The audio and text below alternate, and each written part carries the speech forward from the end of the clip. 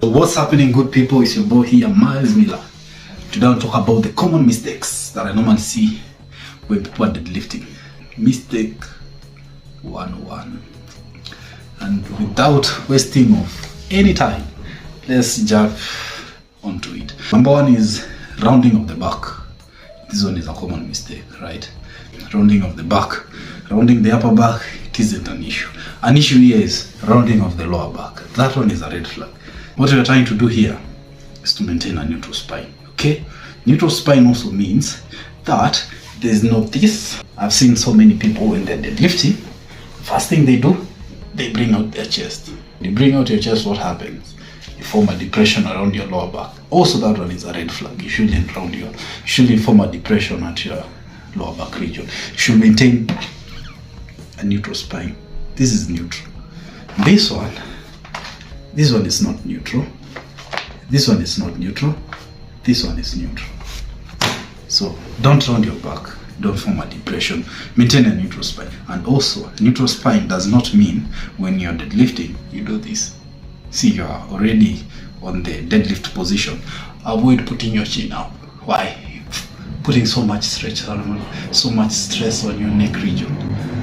There's no need of doing that unless you are a weightlifter or a crossfitter. Why am I saying so? Because they're doing explosive deadlift. So if they're doing explosive deadlift, maybe they want to clean the weight, maybe they want to snatch. You're doing this because it's an explosive movement and you're only doing for one rep. Putting up of the chin is exclusively for weightlifters and crossfitters. Are we together on that?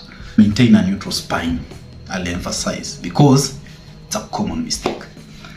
Number two, you are pulling instead of pushing. Sounds confusing, right? Pulling instead of pushing. You see, deadlift is a push-pull exercise. You use your feet or your legs to push the weight up. It means you have to use your toes. You plant your toes to the floor, meaning these are your toes, this is the floor.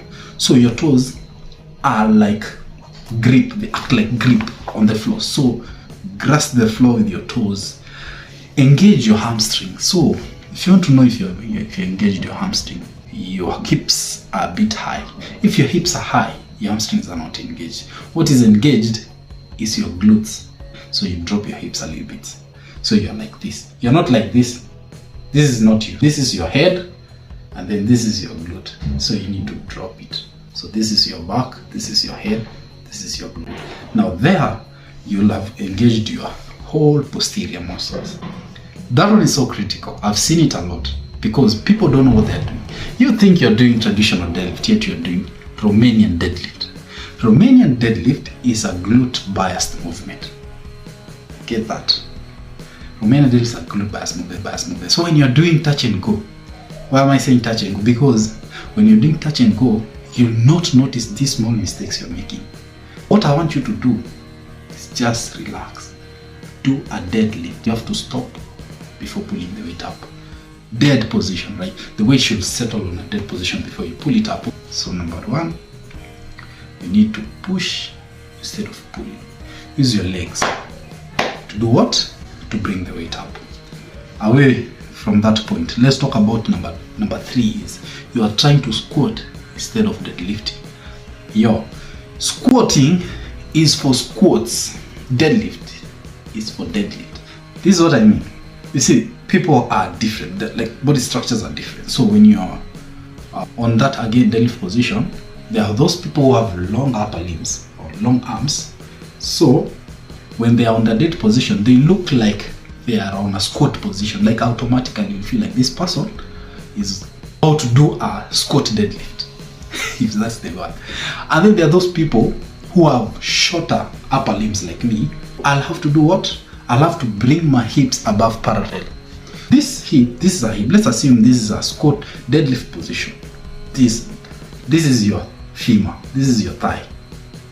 This thigh, if you're on a deadlift position, is for that person who has longer upper limbs or arms, in other words. But if you have shorter upper limbs or arms, this will be your femur. You see? So this is your glute, this is your knee. Why? Because you cannot mimic this other person because of what? Because of your arms. I don't know, maybe If I put a picture of that, you'll understand what I mean. You are not squatting, you are deadlifting, please. The shoulder should fall over the bar. And then you pull the weight to your hips. Another point is bending of the arms. This one is so common. How am I saying? Have you seen these newbies when you're explaining to them how to deadlift properly? After every rep, after the weight has come to their hips, they're like pulling the weight up to their navel. No, my friend, stop misusing energy. That is misuse of energy, because you're not supposed to do that. Your arms, when you're deadlifting, act like hooks. When you're hooking something, those excavators machine, like when they are taking something from the floor, it should be tight, just like a chain. When you're using a wedge, it's called a wedge or a winch, something like that, like a winch, you're fetching water from a well using a winch. You'll notice the rope is tight. Now this rope acts like a hook to hook the bucket, so that you can fetch the water and bring it up comfortably. Same applies to your arms. When your arms are bent, it means either the weight is too light or you're just misusing the weight anyhow. The energy, I mean. They need to be tight and extended, fully extended, locked elbows. And then you bring the weight up, and then you go back to another rep. Do that to the number of reps you've been told. Don't bend your arms. Another thing you should know is you don't deadlift from a rack position. No. Don't deadlift from a rack position unless you're doing Romanian deadlifts. But today I'm talking about conventional stroke traditional deadlifts. If you're doing conventional deadlift, it's always safe to start it from a dead position. And this dead position is from the floor. Why? So that you can master all these cues I'm talking about. Flat back, neutral spine, tight arms, loaded hamstrings. Bar should be close to the shins and all that. You cannot do that if you're taking the weight from a rack position. You need to start deadlifting from a floor or dead position, which is a ground position. Another thing is not putting the weight down after every rep. In other words, you're trying to say touch and go. Touch and go is not bad. Don't misquote me. I'm not saying you shouldn't do touch and go. Remember, I spoke about CrossFitters. CrossFitters, they always compete against time. So they'll try to do as many reps as possible so that they can beat the clock. But today I'm talking about bodybuilders. I'm talking about bodybuilding. So we're talking about deadlift in conjunction with bodybuilding. So avoid doing touch and go. Touch and go is good. But what will happen? If you're doing touch and go, you'll be inviting what we call Romanian deadlift slowly by slowly. You won't notice, but if you do 4 sets of 10 touch and go, you're doing Romanian deadlift. Whether you kidney or whether you like it or not. Instead of doing touch and go, after every rep, before you pull the weight off the floor, chillax for like 2 seconds or 3. Engage everything. Make sure your core is well engaged. Your arms are tight, glutes tight, hamstring tight, back neutral and all that. And then you pull the weight up. So what will be happening? You'll be engaging your core. So in other words, you'll be working, killing like 2 birds with 1 stone. Working your core, at the same time you're working your posterior. Try that. Try to lift anything from a dead position, like from a stationary position. What you'll notice is, first thing, you will be like before you pull it up. That is what we call core engagement. You are breathing and bracing. That one needs no further clarification. Another thing you should know is not bending your legs. We talk about bending your arms, and now we talk about bending your legs. It's deadlift. You are hinging 3 joints. Which are these joints? Hips, knees, and your ankles. They all are bent when you're at that deadlift position. If you avoid bending your knees, so your hips are bent, your ankles are bent, but your knees are locked or they are extended, what will happen? You are trying to mimic what we call stiff-legged deadlift. And in this case, you're not trying to do stiff-legged deadlift. Remember, stiff-legged deadlift and Romanian deadlift are other variation of, they are all derived from conventional deadlift. Stiff-legged deadlift and Romanian deadlift are precisely for, number 1, RDLs, glutes, stiff-legged, hamstring. We are not trying to work out 2 muscles. No, we are trying to kill so many birds. Remember, when you're doing conventional deadlift, you're working out your traps, you're working out your lats, your mid back, your lower back, your glutes, your hamstrings, and your calves. 7 freaking muscles. What does, and among others which I haven't mentioned, like this minor muscle like teres major, teres minor, rhomboids, rear delts. You can imagine how many muscles you're working out.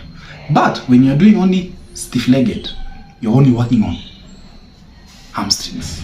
You're doing RDLs or Romanian, you're only working on your glutes.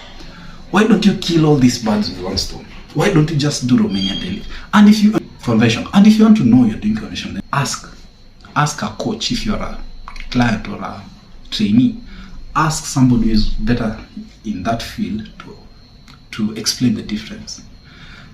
But as you can see the difference on the screen, for the Romanian, you can tell the hips are high and the knees are bent. For the stiff-legged, the hips are again high, but the knees aren't bent. For the conventional, all the joints are bent. Speaking of knees, ankle, hips, they're all bent. Get that difference. Another last point. This one is like, you must pay attention on this one. I've seen it so many times. Tenacity. Do you know what's tenacity? It's the grip, firm grip. When you're holding something, maybe somebody has your money. Somebody owes you some money. See the way I'm holding my collar? This is how you should be holding that bar. And this one applies in any other muscle. It can be biceps curl, deadlift, squats, bench press, shoulder press, anything. Whenever you have hold a bar like this, make sure you have gripped it firmly. Squeeze it as if you want to extract some juice in it or from it. This tenacity will help you be more explosive, more aggressive, and you lift the weight effortlessly and efficiently without misusing any energy. I want to repeat that. You need to have a firm grip. Firm grip is what we define it as tenacity. With this tenacity, the weight will feel lighter, and you will even be working out what we call the forearms. You'll also be working on your grip, because with time you realize, oh, I don't need the straps. The thing you should know is this: you should also make use of this switch grip, because with switch grip you'll again maximize on your strength. But if you do over grip, it's I love over grip, but when the weight is too heavy, please humble yourself down and just switch or use the straps. There's no problem with using the straps. Nobody should tell you you're cheating just because you're using the straps. No, what you're trying to do, you're trying to maximize on your strength and energy. Are we together? And with those few remarks, I hope this video makes sense. If it does, don't forget to leave the thumbs up, subscribe to my channel, and hit the notification bell. Peace out.